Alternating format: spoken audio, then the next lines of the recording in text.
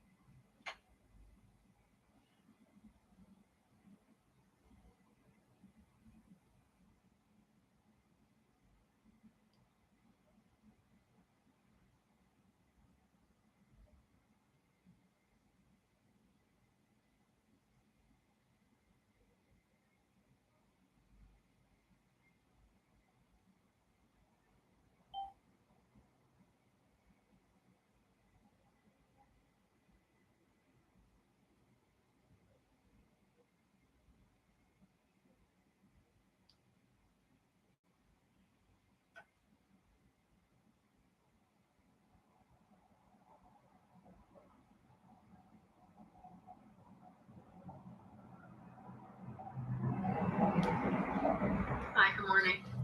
Hi. 1 second. Okay, what's happening? I don't know. It seems like I'm the only one on right now. Did I give the wrong link? Maybe I gave the wrong link. 1 second. I probably gave the wrong link. Where'd you get the link from? From my WhatsApp? No, Gitsy sent it out the night before. So Gitty sent out the link. So someone's link is off. Let me just check. It's funny. That's funny. 1 second.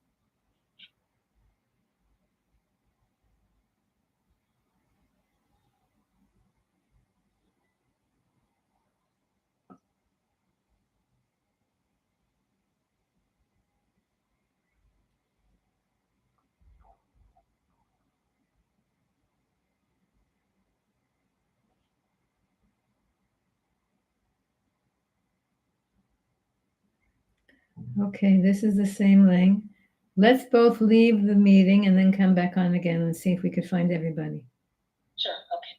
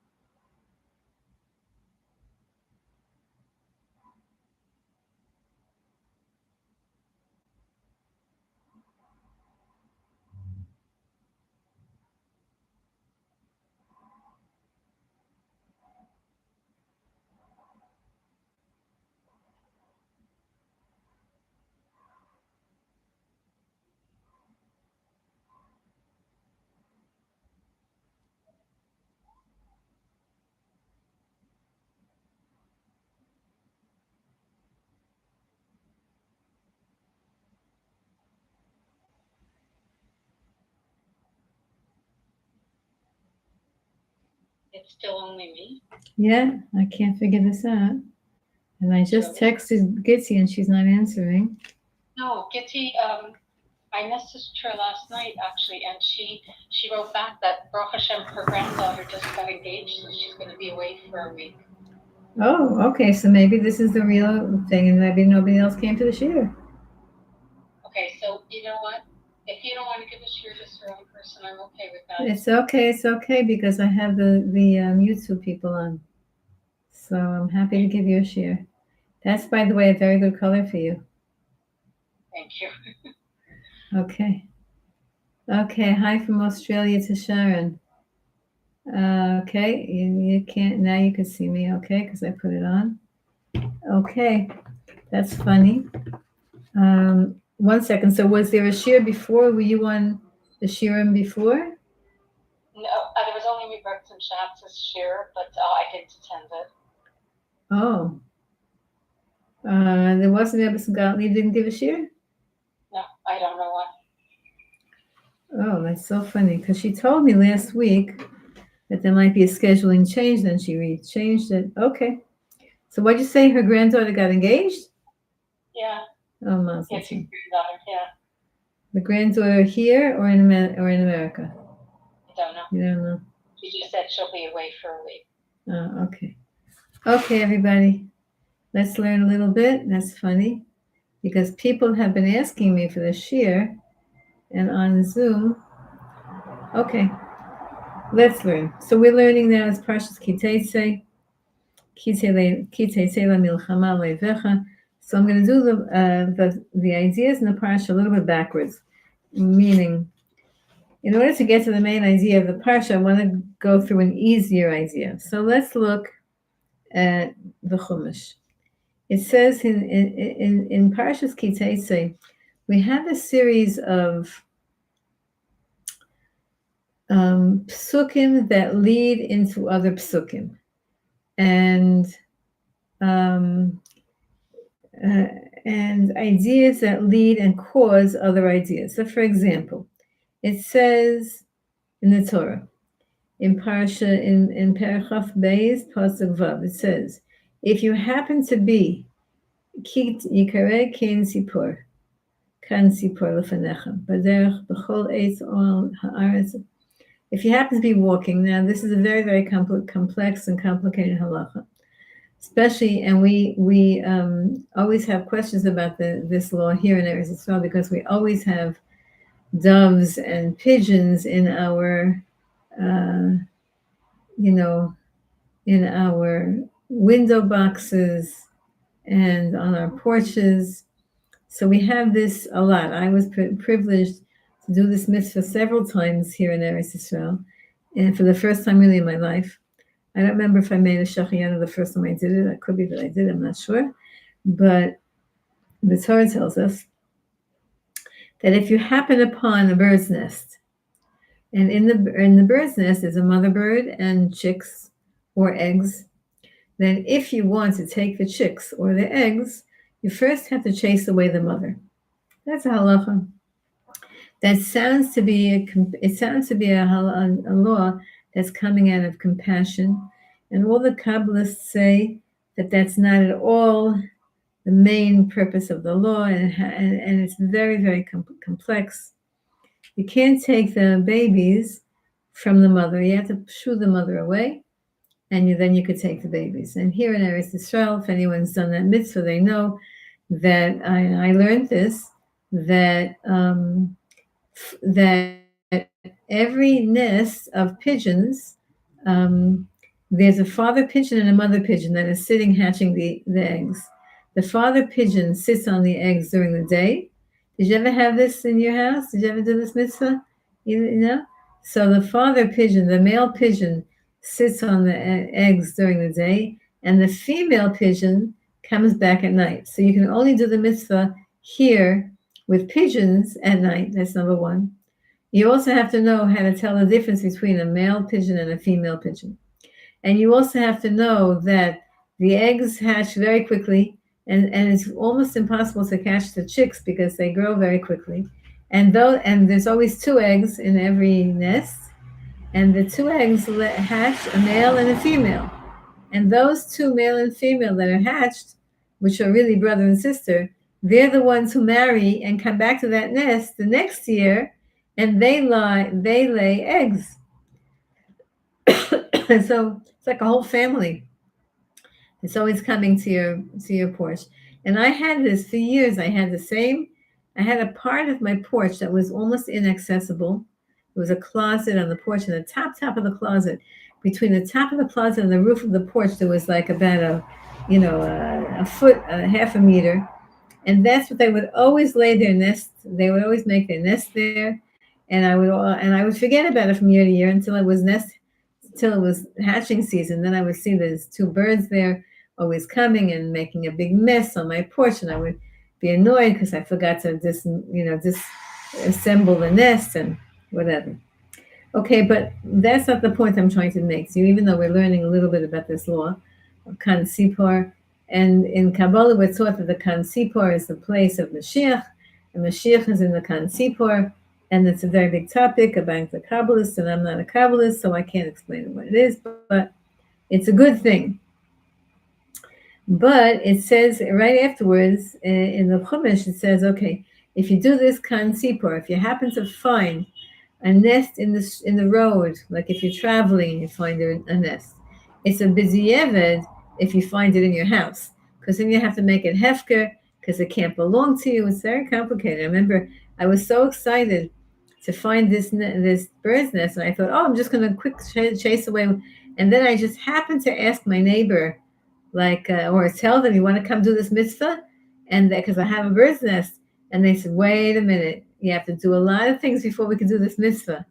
And anyway, we had to learn it. And okay, so but whatever it is, We're learning from the Shem Mishmul. We're finishing up the Shem Mishmul this year. And he says like this. He says, the next part of the Chumash says, after you've done the mitzvah of Shiluach HaKan, that's what that's called, sending away the mother and taking the babies or the eggs.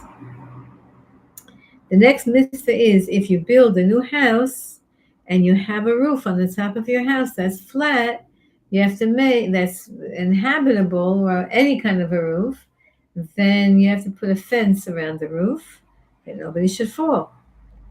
And that's what it says here, nobody should fall from your house, from the roof of your house. You have to put a makeh, a fence, a boundary around the roof. That's the next pasuk. The pasuk after that says that when you have a vineyard and you have a field, so you can't plant in the vineyard kil'ayim. Kil'ayim means two. You can't plant, let's say, grapes and wheat, one next to the other in the same area, in a vineyard or in a field.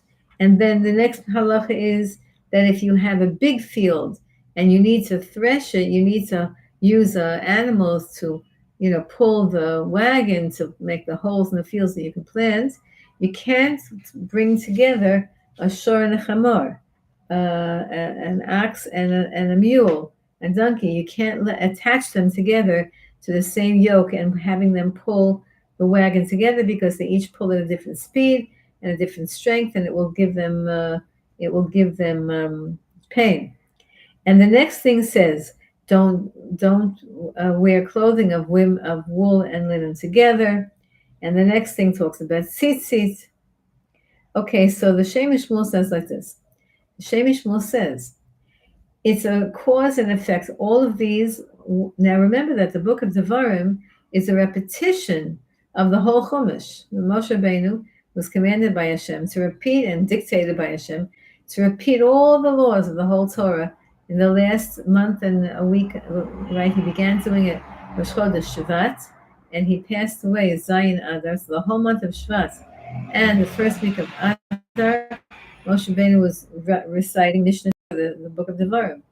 And that's why people who are born in the month of Shvat are very spiritual, and they need to learn Torah, or because that's what Moshe Rabbeinu did the entire month of Shvat. He just repeated and retaught the whole Torah. So the Shem Mishmul says like this: the order that these halachot were now taught, the order is causative. That means, and he explains, if you do the Kain Tzipur, if you do the Shiluach HaKan, the mitzvah of Shiluach HaKan, which you're in this, where the Torah says you're in the field, you just happen to be traveling, and you find this bird's nest, and you need the chicks, or you need the eggs, and if you fulfill that mitzvah, then what's going to happen? Instead of being on the road, you're going to build a house, because the next halacha is about building a house. So if you're in the road traveling, and you fulfill the mitzvah of Shiluach HaKan, of sending away the mother bird, then you won't have to travel anymore, because you're going to be able to settle down and build a house. And then if you build a house, then you'll finally be able to plant in the backyard a few grapes. And then if you plant in the backyard a few grapes and you fulfill the mitzvah. Wait, go back a step. If you build the house and you fulfill the mitzvah of making a makah, making a guard protection, a guardrail around the roof, so if you're filling that mitzvah, then you'll be able to plant a vineyard. And in the vineyard, you'll plant a vineyard. And if you fulfill the mitzvah of not planting crops together in the vineyard, then you'll be able to have a big field, and then you're going to have a shor and a chamor. You'll have animals to be able to plow your field, and if you plow your field if you don't plow your field with different animals, then you'll be able to have more clothing, and then if you have more clothing, then you're going to be able to put tzitzit on your clothing meaning you'll have elevated clothing. So the Shem Mishmul says like this. First, he says,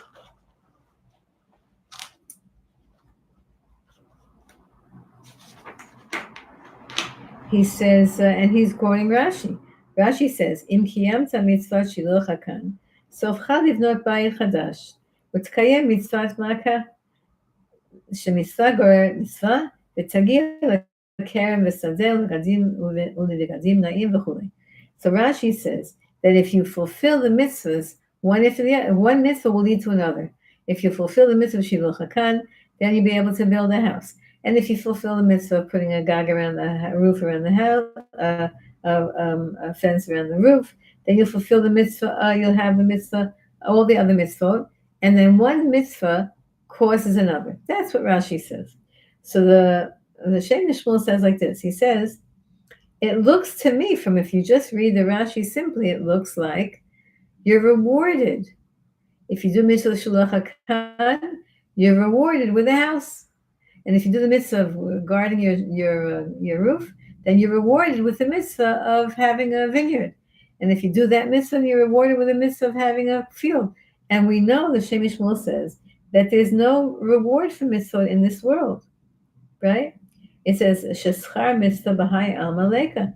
There's no reward, it says in Pirkei Avos, that this world is not big enough to contain the reward for even one mitzvah. Now, how many mitzvahs have we done in our lives? Tens of thousands, hundreds of thousands of mitzvahs we've done in our lives. So where are we getting rewarded for? So the Pirkei Avos and Chazal are telling us there's no reward in this world, but there's reward in the next world. There's not even a reward in Gan Eden. Gan Eden is the holding place for souls, right? When people leave this world, they don't go to Olam Haba. Olam Haba hasn't started yet. Olam Haba is only the final existence, which will go on for eternity, and that happens only after Mashiach comes to this planet, Chesed Mason comes to the planet, the Beis HaMikdash gets rebuilt.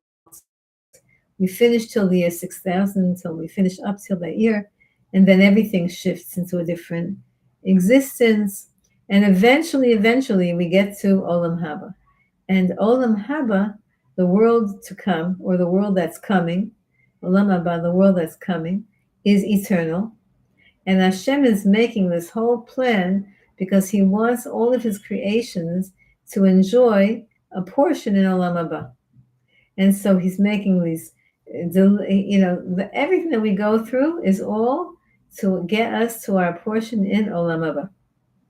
So we know that there's no, so why does Rashi seem to imply that there's reward, right? That you get one mitzvah gives you fulfill a mitzvah, you get an upgrade in your gashmias, in your physicality, in your materialistic life.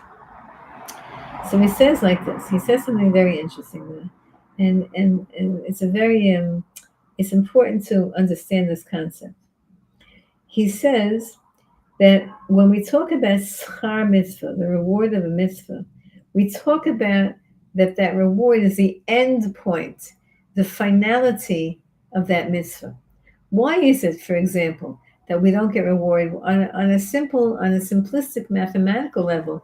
Why is it that we don't get reward in this world? One of the reasons we don't get reward in this world is because the mitzvah that we did has not yet been completed. You say, what do you mean? I did the mitzvah of kibbud av v'em, and then my mother and my father are in Shemayim, so I finished the mitzvah. The answer is no. People who saw that mitzvah, who watched you and who observed you fulfilling that mitzvah of honoring your parents, and because someone observed how you fulfilled that mitzvah of honoring your parents, and because of that, they themselves enhanced their own honoring of their parents, and then their children saw that, it goes to eternity. The final judgment means, the final judgment day means when the year 6000 is up, and the sum total of the repercussions and the results of the good things you've done, and God forbid the bad things, that we've done, which is why we need to do Teshuva majorly, so that we stop the bad things from snowballing, but the good things that we've done can get accumulated. And the reward for that is dependent on how many people you've influenced in a good way to do that mitzvah. And a lot of times it's not even something that you've done, that you've influenced someone directly. It could be completely indirectly. I have many stories of my students who told me that they were makarib through observing someone. The other person had no idea who they were. and that they were watching them, but they saw someone dressed appropriately and beautifully at the same time.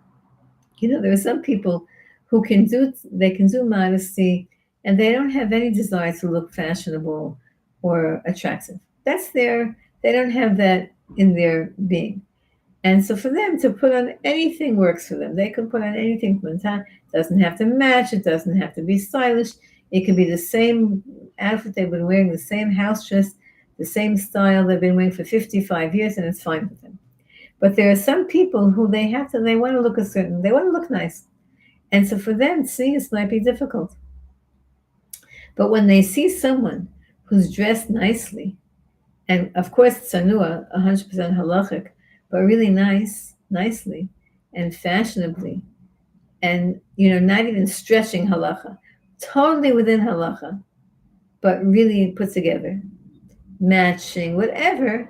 So somebody observing that can say something like, "Well, I could do that. I can't dress like that other lady. She's too, but I could do like that lady." And we'll never know. We don't know. So the sum total of all of our good deeds we can't be rewarded for it because we're still accumulating interest on the investment of our mitzvah. So the Rebbe says like this, the Shem Yishmael says like this. He says, since Olam Haba is the final step, after that goes on for eternity. But it's the final step of all the tallying of all the mitzvah. So we can't get rewarded in this world because it will only be partial and the calculation will be off. But what happens, the Rebbe says, what happens is that if we do a mitzvah, sechar mitzvah means the reward, the same word is used. It says sechar mitzvah ba'olam hazaleka, the reward is not in this world, but also says schar mitzvah. The reward of a mitzvah is another mitzvah. So is there reward or is there not reward? So he explains very simply. He says the reward that you get in this world is only the ability to do another mitzvah. So he goes back and he says, when you did the mitzvah of Shiluch HaKan and you declared your intention to be a shomer mitzvah, then, which is what you did when you did that mitzvah Shiluch HaKan, then Hashem says, okay, I'll give you another tool. It's not a reward. It's another opportunity. It's another tool. It's a kli. It's a tool, he says. It's a kli for you to do another mitzvah. Do you want to have a house? Good, I'm giving you a house. Now, let's see if you're going to take that house and use it for a mitzvah. Are you going to declare that your house is an edifice of a mitzvah? Or are you going to declare that your house is a nice place for you to live in and you just want to enjoy it? And if you declare that your house is an edifice of a mitzvah, is a place for mitzvah, then I'll give you crops. And if you declare by keeping the laws of crops that your crops are just there to enable you to fulfill the mitzvah, then I'll give you a field, etc., etc. So when we look at our property and our possessions, and we look at it as how can I use this in it for a mitzvah, then we actually elevate, first of all, the materialistic world. We elevate it, and also we subconsciously, we're not doing it for this purpose, but we're actually guaranteeing that we're having more of an upgrade in our materialistic life. As Hashem sees that we use it for the right things. For example, the tzaddikim tell us, if you want to have a house, so you should say, nowadays, it's not so easy to, the Torah tells us, if you do the mitzvah Shiluch HaKan, the next thing you'll get is a house. Now, everybody who wants to buy a house, how are they going to run around? They're going to run around the world looking for a bird's nest to do Shiluch HaKan. It's not so available. So the tzaddikim tell us, the Baal Shem Tov says, Ibn Nachman says, say Tikkun Chatzot. If you say Tikkun Chatzot, and you're mourning over Hashem's house, and saying, Hashem, I feel bad for you that you don't have a house. So if you say Tikkun Chatzot, Hashem will say, oh, you have the consciousness of a house, So I'll give you a house because now I see that you have an understanding that a house is to be used as a makom l'shchina, the place of the shchina. Or let's say you want to fulfill the mitzvah of hachnos orachim. You want to fulfill the mitzvah of having guests. I have a friend. She's looking for a house. She's looking for an apartment in a very particular neighborhood, and I'm positive she'll find it. But it's a big challenge for her because the rents are a little bit higher than she's comfortable paying, and it's not so easy to find a place there. She got a bracha from a tzaddik. I'm sure that she'll find. But she keeps telling me, because she knows this teaching, she keeps saying, if I get an apartment, I'm going to invite you for Shabbos all the time. And it's in an area where I like to be for Shabbos. And I'm going to make hachmasas orchim. I'm going to have guests. Like she focuses on, she needs an apartment. But she doesn't just want to be selfish. Rather, she wants to use the apartment for hachnasat orchim, for having guests. And if you want to get a car, and you want your car to be takin, you want your car to be working, everyone knows you have to give people lifts. You have to pledge to Hashem, I'm going to use my car to drive people to shiurim, to drive people to the stores. I know so many cars of friends of mine who are being held together by scotch tape. Because here in Israel, okay, rental, no, not rental, leasing is a new thing now. And I never, Baruch Hashem, I'm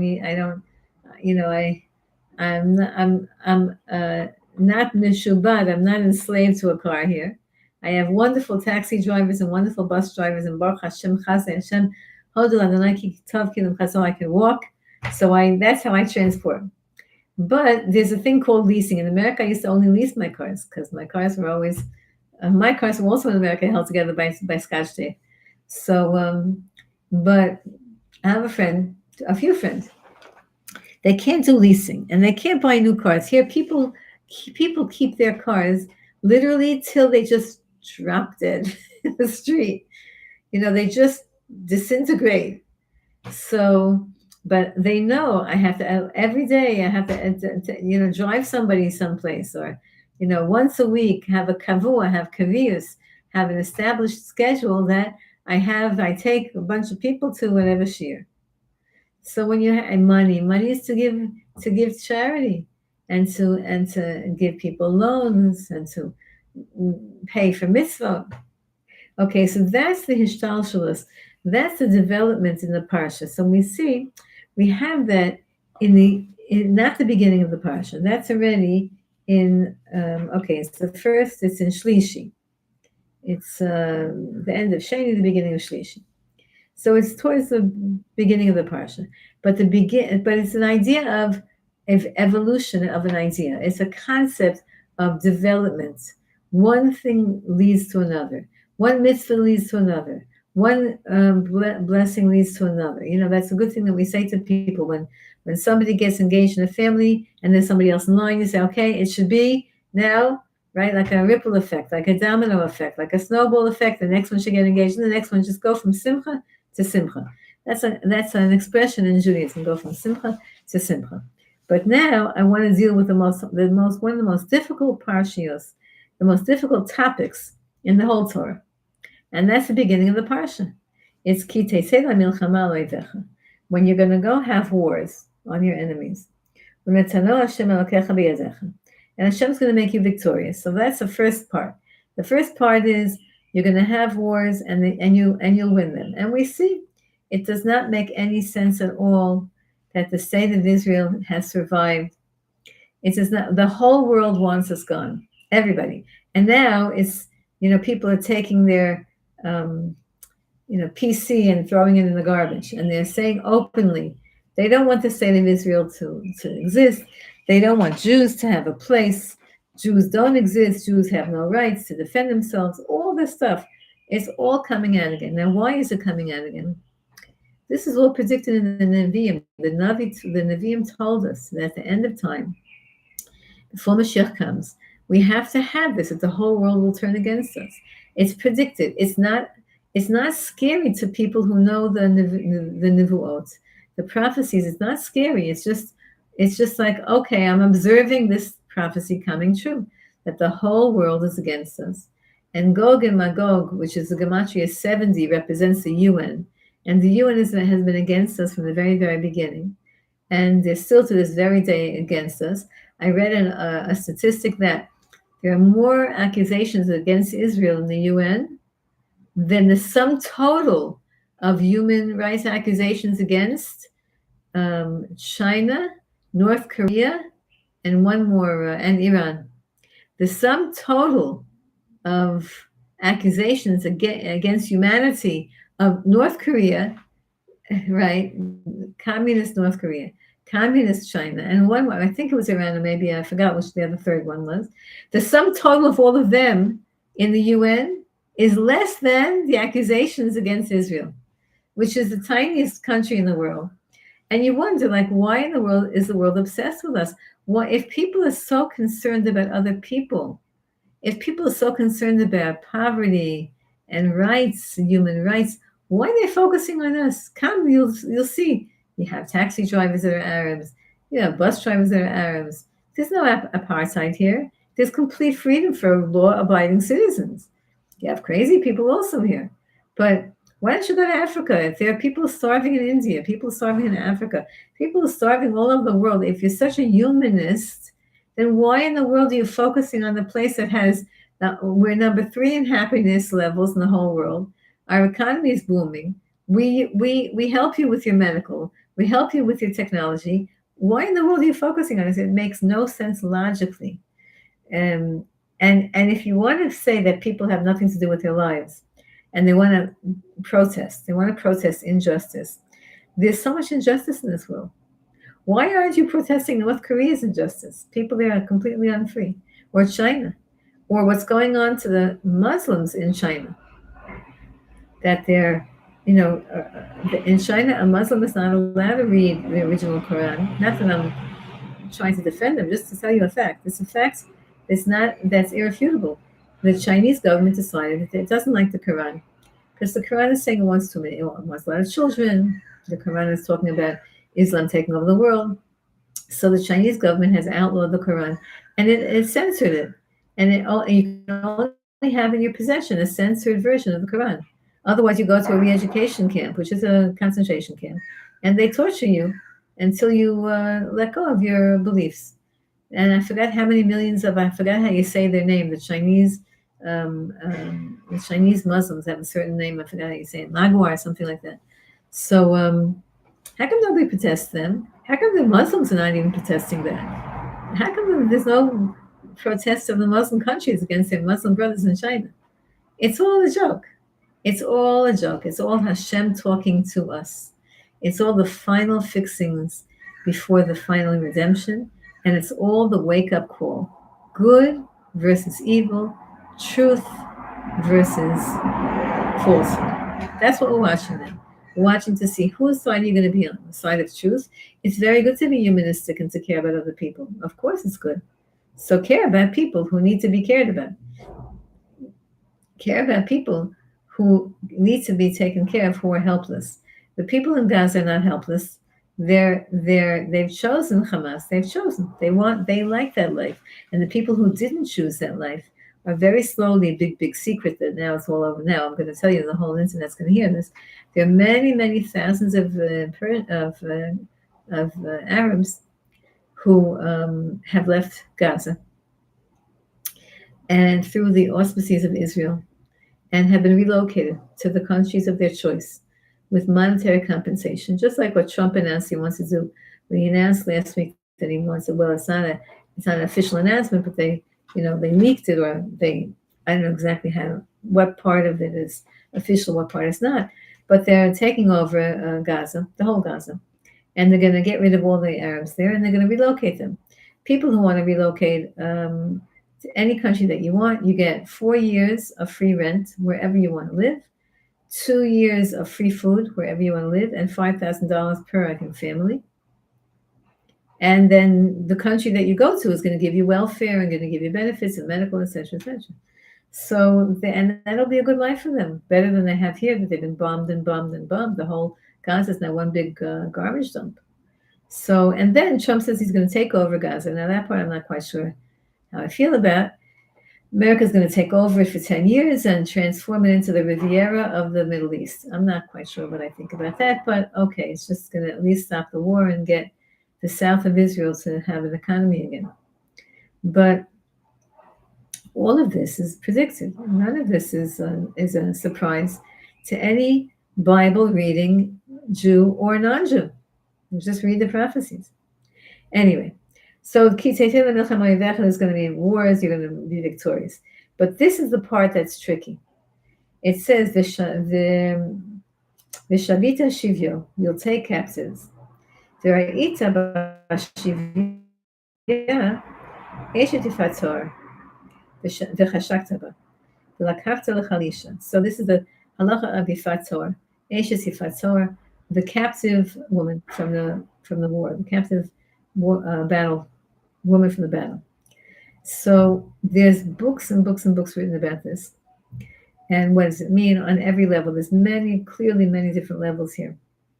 On the simplest level, Rashi says that Hashem speaks to the nature of humanity, and war is not a pleasant thing, and a man in war has to be given, a soldier in war has to feel that his physical needs are taken care of. He has to have food, he has to have protection. And if he sees a woman that he wants to marry, he has to be able to know that he can marry her. That's the simplest level. And that's what happens. And if he wants to marry her and she wants to marry him, so he asks her if she wants to convert, and she comes and she says yes. And that's why she dressed up to fancy clothing, because she wanted some Jew to notice her, because she wants to convert. And then she goes back to Israel, and she has to be in his family, and she has to do all these things. And if he eventually really does want to marry her, he can convert her and he can marry her. It's the physical shot of the halacha is in effect, but the Shem Yishmael talks about the concept of development. And he says something shocking. He says the opposite. He says, if you see a woman in battle, when you're fighting a war, and you see this woman, I'm going to read it to you. And you feel that her soul is familiar to you, not her body. You don't love her because she's beautiful, but you somehow feel there's a familiarity, as if you know when you meet a friend and you feel like you're soulmates, like you feel like you're a soul connection. We have that all the time. We meet people, and in 2 seconds we just know that I just know you. I just know you from forever. So this soldier sees this woman, and he feels that his soul is connected to her. So what should he do? Listen to what the Shem Yishmael says. Yitgaber al yitzro, he has to overcome his yetzer hara. V'yinatek et machshavato mimena, and he has to stop thinking about her. V'yidabek nafsho b'dveikut Hashem yitbarach u'b'torato, and you have to think about Hashem and the Torah halacha. Ubazeh asmo, and by doing that, shemenatek et atzmo mimena, when he disconnects himself from her, הוא מנתק גם את הנפש הקדושה שהייתה דבוקה בה ונמשכת אחריו. There indeed was something about this woman that was indeed familiar, and that was indeed holy. Now, he can do one of two things. And the Shem Yishmael tells us something that's shocking. He says, the highest level for this man to do is to redeem, to pull out the holy aspect of this woman by not marrying her, by not being with her, but by rather recognizing, oh, there's something familiar in this woman. Means she has an neshama. She has a spark of holiness. And I want to return that spark of holiness to its roots, to its source. So I'm going to just sit and learn this halacha right now. I'm not going to think about her as a person. I'm going to think about the halacha, and I'm going to learn it deeply. And I'm going to think about Hashem, and I'm going to be davek to Hashem. I'm going to attach myself to Hashem. By doing that, he literally disconnects and frees that holy spark that somehow got stuck in that woman, and he releases it, and it attaches itself to him. The spark of holiness attaches to him, and then she just goes off and lives her own life. Because clearly, if this is a non-Jewish woman, she's been conflicted because she has something inside of her that's pulling her away from her culture, away from her what she's used, her homeland. So he pulls it out of her and brings it to himself, and then she can go off and have a regular life. Like that's what Ruth said to Naomi and to Orpah. That's what Naomi said to Ruth and to Orpah. She tried to do that, and Orpah, it worked. She pulled out of her the holiness, and Orpah went and lived her life. And Ruth was a true convert. She couldn't pull it out of her because it was her. It was the root of who she was. And Ruth actually converted. Then the Rebbe says like this. He says, and if he can't get his mind off of her, if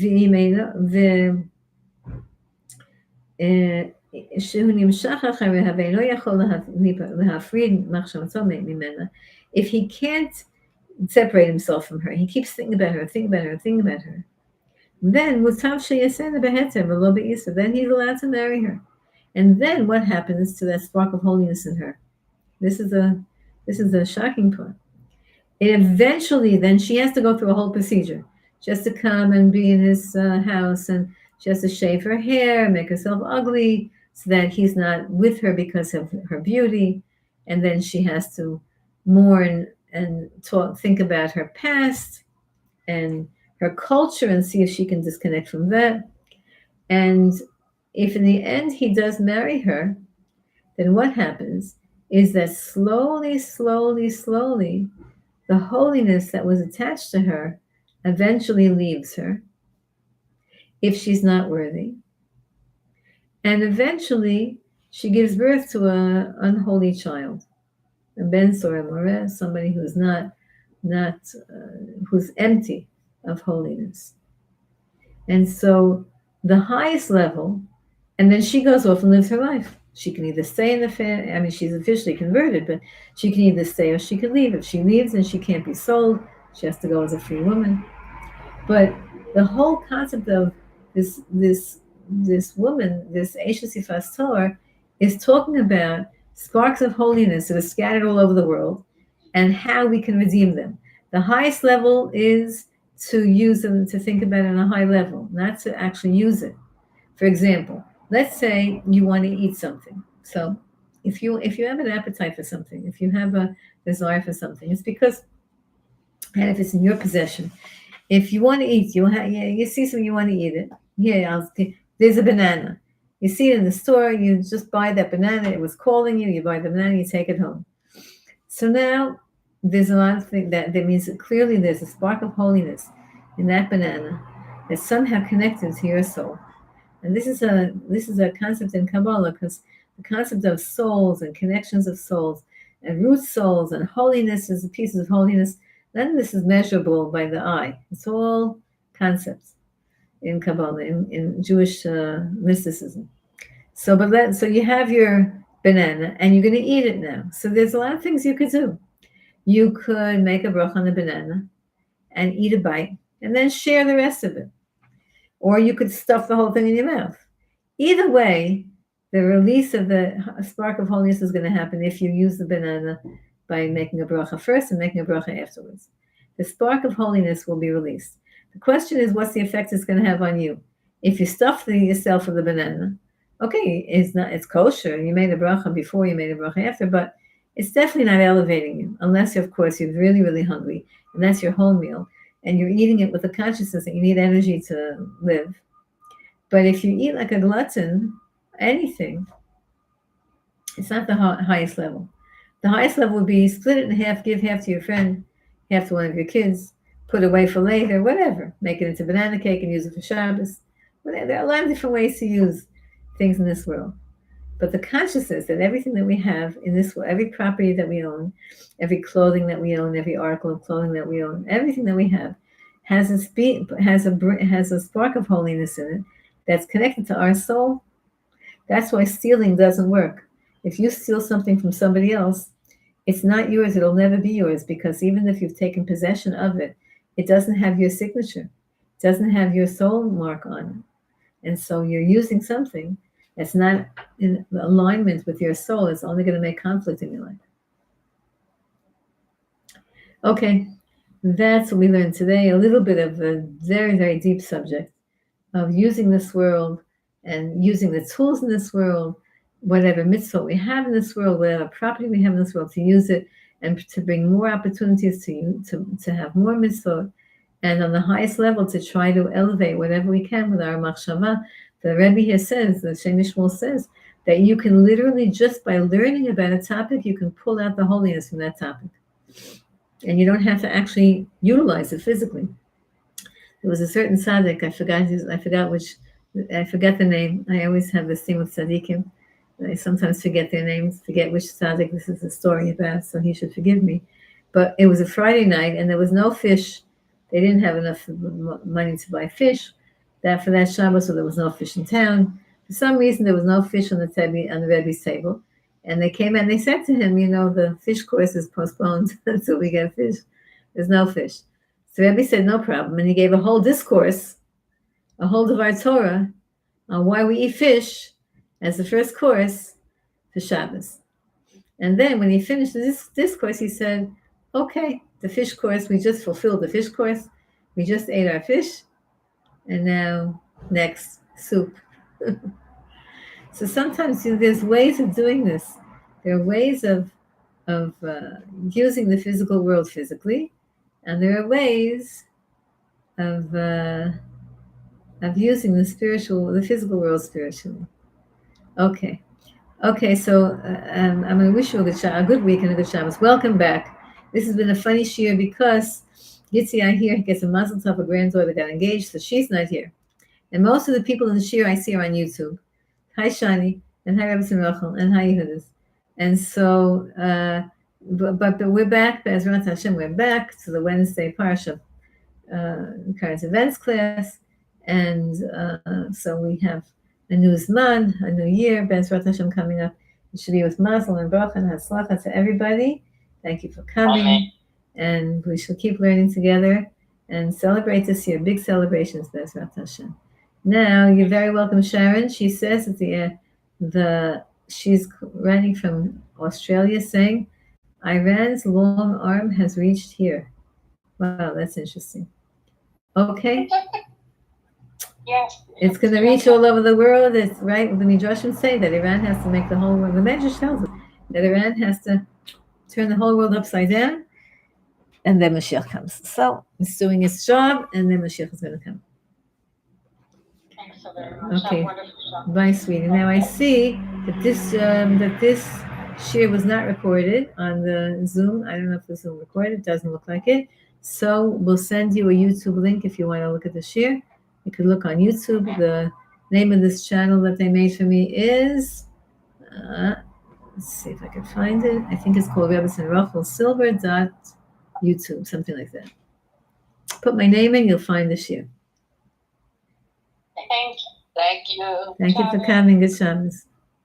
Thank you for coming, everybody. Good Shabbos. Shana Tova. Tzivah Chatzima Tova.